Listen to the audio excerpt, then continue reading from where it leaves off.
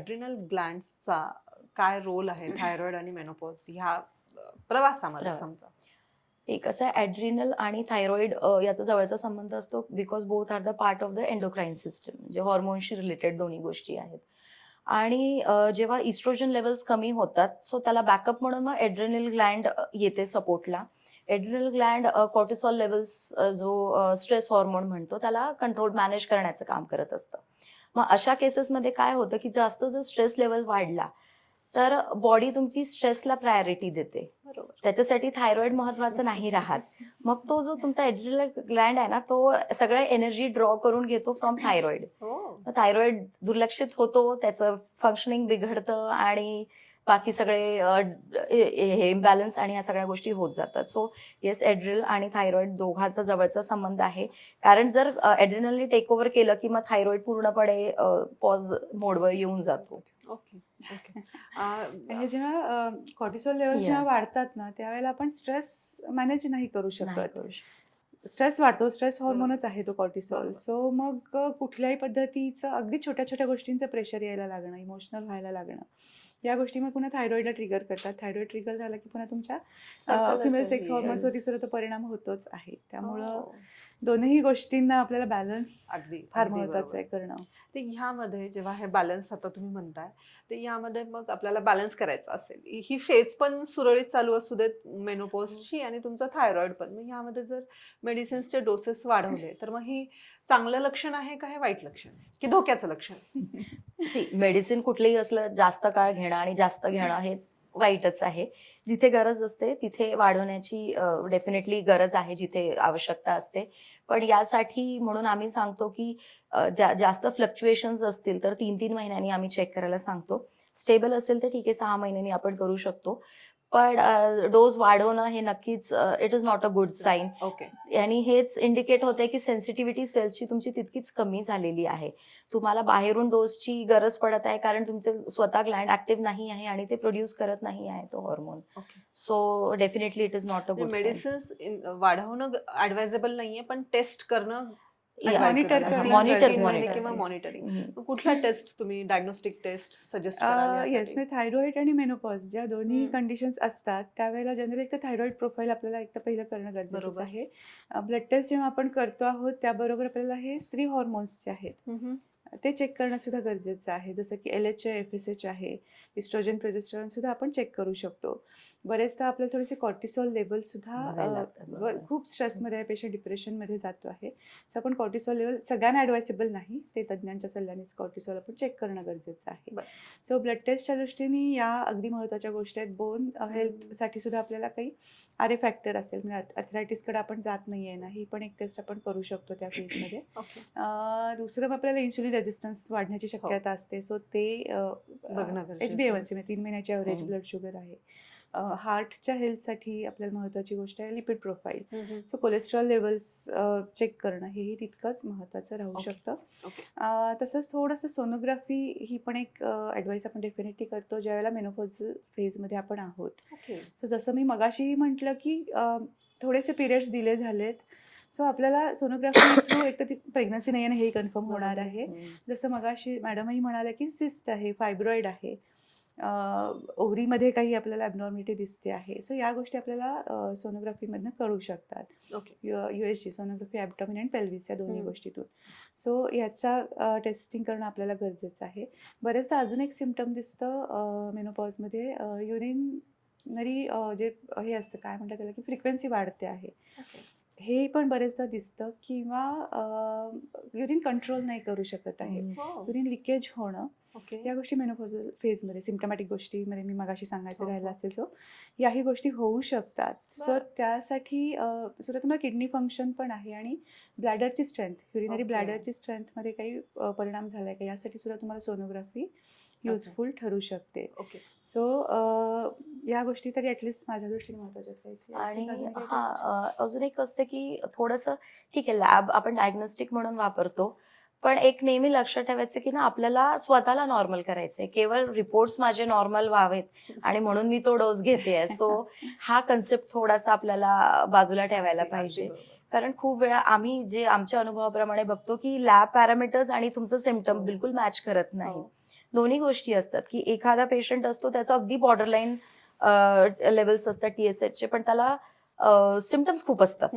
आणि एक असंही पेशंट असतो की त्याचं काही Symptoms सिमटम काहीच नाहीये नाही. पण TSH हाय TSH. साईड. सो हे थोडं बघायला लागतं. पण हे आहे जर बॉर्डरलाईन असेल आणि सिमटम नसेल तर वी ऑल्सो डोंट सजेस्ट की तुम्ही डोस Test. वाढवा किंवा आणि टेस्ट पण हा करा. म्हणजे जनरली टेस्ट करणं किंवा डोस वाढवणं हे अजिबातच हा. रिकमेंड नाहीये. तुम्ही हम्म. क्लिनिकली कोरिलेट करणं डॉक्टरांच्या तज्ञ सल्ल्याने डॉक्टरांच्या सल्ल्याने तुम्हाला ज्या गोष्टींची गरज आहे हे करणं फार महत्वाचं नक्कीच आहे. सप्लिमेंट्स कुठले सजेस्ट कराल यामध्ये? म्हणजे 40 नंतर ह्यांनी आता उल्लेख केला होता की 40 नंतर सप्लिमेंट्स घेतात, पण त्याला एक प्रॉपर सिस्टीम असणं गरजेची आहे.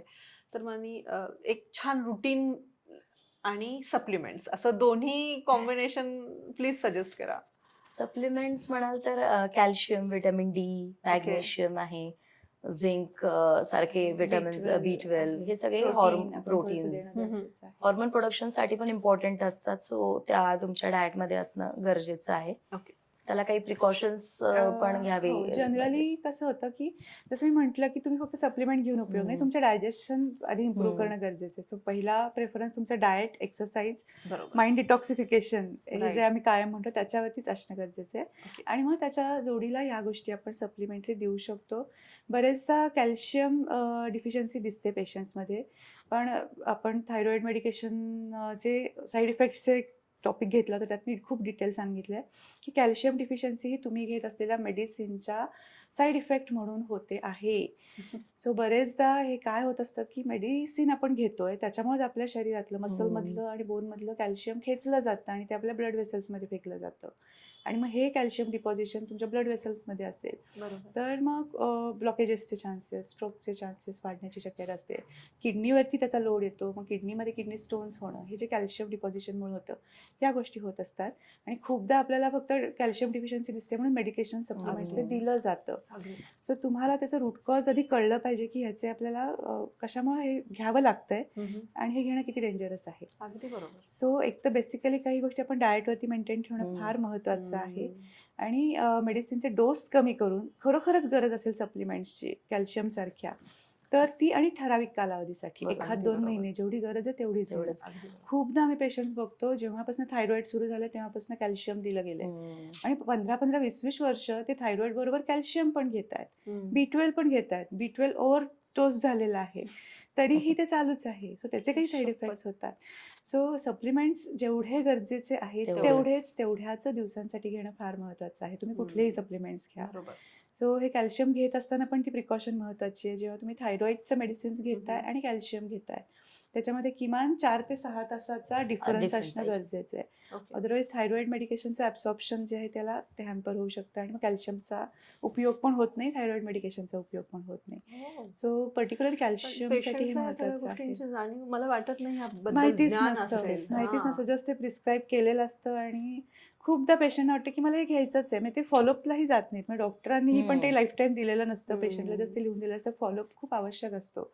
सो मला काही गोष्टी गरजेच्या आहेत का यासाठी तुम्ही डॉक्टरांना भेटणं, योग्य चाललंय ना हे घेणं, तुम्हाला भलेही काही त्रास नाही आहे दिसत आहे पण हे फार महत्त्वाचं आहे. दुसरं एक ते मॅग्नेशियम सप्लिमेंट्स पण तुमच्या मसल स्ट्रेंथला खूप महत्त्वाचं असतं आणि पर्टिक्युलरली थोडं डाएटमध्ये आपल्याला त्या क्वांटिटीमध्ये मिळणं अवघड असतं. सो मॅग्नेशियमचं सप्लिमेंट सुद्धा तुम्ही 1-2 महिने घेणं, वर्षातून साधारण 1-2 महिने तुम्ही असे सप्लिमेंट्स घेऊ शकता.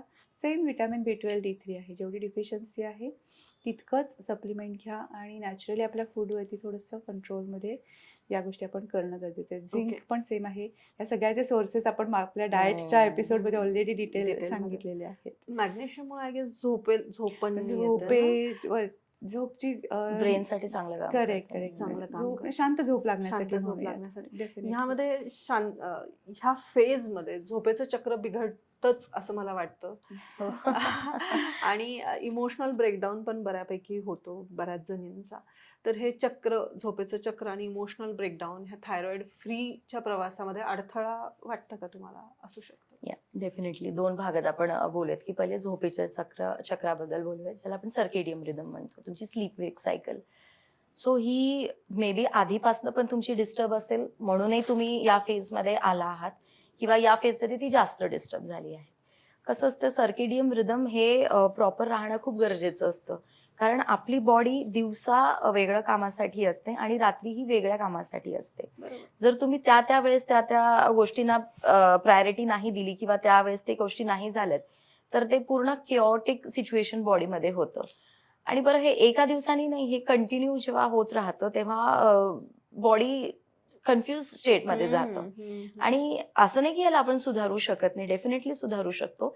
आता वी कॅन अंडरस्टँड की आता तुमचे जॉब्स आणि याच्यामुळे असं असतं तर ठीक आहे, आपण काय त्याला हेल्प करू शकत नाही, पण त्याला डेफिनेटली आपण रिसेट नक्की करू शकतो. तुमचं बायोलॉजिकल क्लॉक ज्याला म्हणतो, की ऍटलीस्ट तुम्ही दिवसातनं सकाळचे 15-20 मिनिटं जी सकाळची ऊन असते त्याच्यात तुम्ही घालवायला पाहिजे. कारण जो डेली जो सनलाईट असतो तो तुमच्या ब्रेनसाठी खूप चांगला असतो. म्हणजे त्याच्या थ्रू तुमची स्लीप वेक सायकल हे होत असते. तुमच्या ब्रेनमध्ये सेंटर असतं, सुप्रास्कियाझमॅटिक सेंटर ज्याला म्हणतो, ते ऍक्टिव्हेट होत राहतं. आणि रात्री जे स्वाभाविक असतो मेलोटोनिन सिक्रीट होणं, झोपेचं हॉर्मोन, आणि सेरोटोनिन आहे जो जागं ठेवतो तो कमी होणं. पण आपलं जे काही ऍक्टिव्हिटीज असतात, फॉर एक्झाम्पल सिम्पलशी गोष्ट आहे मोबाईल बघणं किंवा टीव्ही बघणं किंवा जागं राहणं, स्क्रीन टाइम जो आहे तो तुमच्या डोळ्यासमोर तो सतत प्रकाश येतो ना. So your brain gets confuse की या माणसाला झोपायचं आहे की जागं राहायचं आहे. मग तो सिक्रीटच नाही करणार ना, कारण ते सिग्नल जसं म्हटलं की ब्रेन आंधळा असतो. त्याला सिग्नल जातोय लाईटचं तर तो जागाच राहणार आहे, तर तो मेलोटोनिन सिक्रीट नाही करणार. मग ते ह्या छोट्या छोट्या गोष्टी असतात. पण तुम्ही जर वेळेत एक रुटीन सेट केलं की वेळेत मी झोपणार, वेळेत उठणार, तर ते आपोआप त्या बॉडीला ती सवय लागते.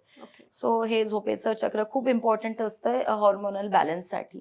तर त्या वेळी ती बॉडी रिपेअरिंग मध्ये जाते, ते हॉर्मोन सेट होत असतात. आणि मग आपण त्याला वेळ नाही दिला तर it really becomes a very chaotic situation for the body. Okay. आणि हे इमोशनल ब्रेकडाऊन हा अडथळा असू शकतो का ह्या प्रश्नाचं काय? हो, अगदी नक्कीच. इमोशनल ब्रेकडाऊन तुमच्या हॉर्मोन्सना डिस्टर्ब डेफिनेटली करतो आहे.